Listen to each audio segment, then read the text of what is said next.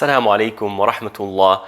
One time the Prophet ﷺ got up late at night and exited the home of Aisha radiallahu ta'ala anha. And Aisha radiallahu ta'ala anha was a little bit, let's say, concerned. And she followed the Prophet ﷺ without him knowing. She thought radiallahu ta'ala anha that the Prophet was going to go and sit with one of his other wives, despite it being her night. But the Prophet ﷺ went to the graveyard of Al-Baqi' and he stood there for a few minutes and then came back. On his way back, he noticed that there's something moving in the darkness of night. And he would speed up, and every time he would speed up, that moving thing would speed up even more until he went back home. And Aisha radiallahu ta'ala anha pretended that she was asleep, and the Prophet knew what was going on. And he said, "Oh Aisha, why are you out of breath? What's going on?" And she said, "Ya Rasulullah, I'm not going to, lie to you, and Allah will expose me. I thought you were going to sit with one of your other wives, so I got a little bit jealous. I was concerned for my own time. I love you being here with me, and I don't want to miss out on a single second." And the Prophet ﷺ responded. He said, "Oh Aisha, I had a meeting with Jibreel. I was talking to Jibreel. That's why I went out. And do you really think that Allah and His Messenger will be unfair with you?" And this is such a beautiful story. In it, we can take some lessons in terms of how men can better understand women and their thought process. You see, a lot of men might look at Aisha radiallahu ta'ala anha, or maybe they have a wife who follows them around, looks at their phone, maybe calls them a lot during the day, and it just drives them crazy. And I encourage women not to do that. Right? But for men, let's take a step back and try and better understand what's really going on here. It's difficult for a man to understand a woman. Why? Because we're talking in different languages. I don't mean literally the words that we're using are different languages, but the language that a man speaks, how he thinks, is pretty different than how a woman speaks and how a woman thinks. And so if we can just better understand how each other thinks, then perhaps we can build stronger families bi'idhnillahi ta'ala. And so I want to point to three things.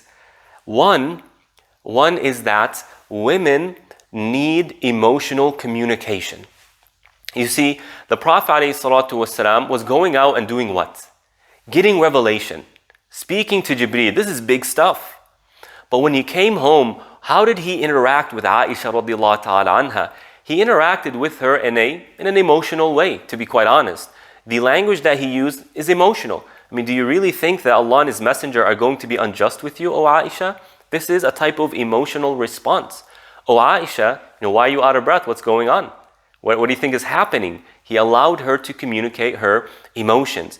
In a different time, one time Aisha radiallahu ta'ala anha was with the Prophet traveling in a military expedition. And just imagine this, the Prophet ﷺ is managing the affairs of the ummah. He's about to meet a people in battle. That's stressful, that's difficult enough. He has so many big things to deal with. And during that travel, what does he do? He stops and says, "Hey Aisha, you want to race?" Imagine that. Sometimes men get overloaded with work, trying to provide for their family, trying to make promotions, to be able to sustain their family long term, to buy them the things that they want, to take them on the vacations they would like to go to. And, sometimes that really drains us and that absorbs us. We forget about our family. And what starts happening? The wife starts, saying, agitating, annoying the husband. What is she doing? Is she just being a bad person? No. She needs her husband to communicate emotions. And the Prophet did just that.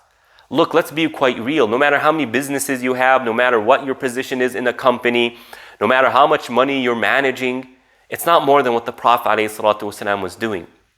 And so pausing for a moment and flirting with your wife, playing around with your wife a little bit, taking that 5-minute break is not only going to relax your mind, it's going to build a healthy family. So if you're at work, send your wife a text message. "Oh, I love you." Send her a heart. It means everything. Why? Because despite your preoccupation, you are communicating emotions to her. And when your wife begins to seemingly annoy you while you're working, it's not that she's being immature. It's not that she isn't respecting or appreciating what you're doing. She's asking you for a need. And there's nothing wrong with that. Just internalize it and understand it for next time. The second thing that we can take is the Prophet ﷺ really teaches us that men and women see things differently. And one particular thing I want to focus on is money. The way men view money is very different than the way women view money. And do you know why? That's how Allah created us. What does Allah say to men? الرِّجَالُ قَوَّامُونَ عَلَى النِّسَاءِ. Men are the providers and the caretakers of women. In other words, men provide, women are provided. Men, when they make money, look at men, fathers, husbands. When we make money, 99% of our spendable cash goes where? Our home, our bills, our family needs. We barely get a piece of the pie. But that's how Allah created us. But the woman was created in a way where she looks at the man as, he provides me.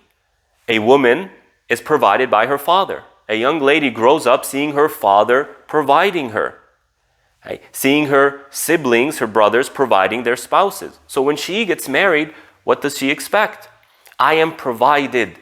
And so when money is in the hands of a woman, she views this as kind of, this is for me to do what I want. But when money is in the hands of a man, what does he think? Okay, I got these bills, I got these upcoming expenses, my children are going to go to college after so many years, I'll start building up here, retirement.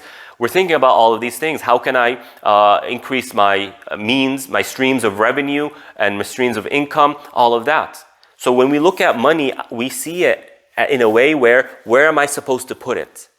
But when a woman has it, she sees it as, oh, this is mine, I'm going to go spend it. It's not that she sees money as without value. It's not that she doesn't value money. She doesn't value your hard work. It's how Allah subhanahu wa ta'ala created her. And so when we see that, it really alleviates a lot of the stress and the questions. Why do you buy so many purses? Why do you have so many of this or so many of that? And she's wondering, well, what's going on? Oh, you're a stingy person. It's not that he's a stingy person. He just sees money differently. Where do I need to put it? Is it better off buying new shoes, a pair of new shoes that he thinks a woman doesn't need, his wife doesn't need? Or should he put it in the investments, in the college funds, wherever it is? Whereas she sees, this is my money, and I have a purse I want to buy, where am I going to use it? So understanding and appreciating how Allah subhanahu wa ta'ala created man and created woman. The third thing that we need to realize is that the way women communicate is different than men. Men tend to be very straight, very to the point. Women aren't. Women, of course, women have different personalities. There are some women who are direct, straight to the point, right? But generally speaking, in my experience, women, they like to talk a little bit more. They get into the details. When they go and buy something, they look at all the details where men don't look at that. Man is watching his wife trying to buy something and just puzzling, what's going on. It's not that she's an alien. But Allah created her in a way where she looks at relationships. And when she communicates through relationships. For example, has your wife ever once told you, hey, my sister once ate at this restaurant, she said it was really good. Or my friends tell me that this restaurant is really good. What does the man understand? That her friends told her that this restaurant is good. What is she probably saying? Take me to this restaurant. Now to the man, it's like, why can't you just say, take me to the restaurant? Well, there's a reason. A woman is supposed to be a mother, a wife, protector of the home, keeps the home together. And even in the Arabic language, the word mother, literally means where people gather around. That is the role of the woman. Why? How is she able to do this so effectively? Because that's how Allah created her. She looks at relationships. Even when women are at odds with each other, how do they attack each other? By harming their relationships. Different than a man. A man just goes and punches the person. Aggressive, straight to the point. And so when a man understands how his wife is communicating, that she communicates through details and through relationships, it helps build that communication, and then from there builds that love. This is how Allah created us. Allah created Adam, the man, from what? From dirt. He created the woman from what? the rib of the man.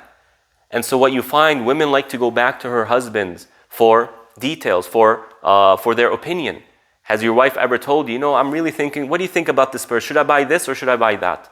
She probably already knows which one she wants to buy. So why is she asking you? Because of the relationship. She wants you to be involved in her life because that's part of the relationship. And like Hawa, our mother, was created from Adam, she likes to go back to the man. A woman likes to go back to her man in order to get that reinforcement, that emotional language, that emotional satisfaction and pleasure. That's how Allah created her. It doesn't mean she's dumb. It doesn't mean she's less intelligent. It doesn't mean her capabilities are less valuable or are just simply irritating. That's how Allah created her. Appreciate Allah's creation. And Allah is the best of creators, and when He creates something, He creates it with beauty. That's how Allah created a woman, and that's what makes her beautiful. And we ask Allah for tawfiq. Wassalamu alaikum wa rahmatullah.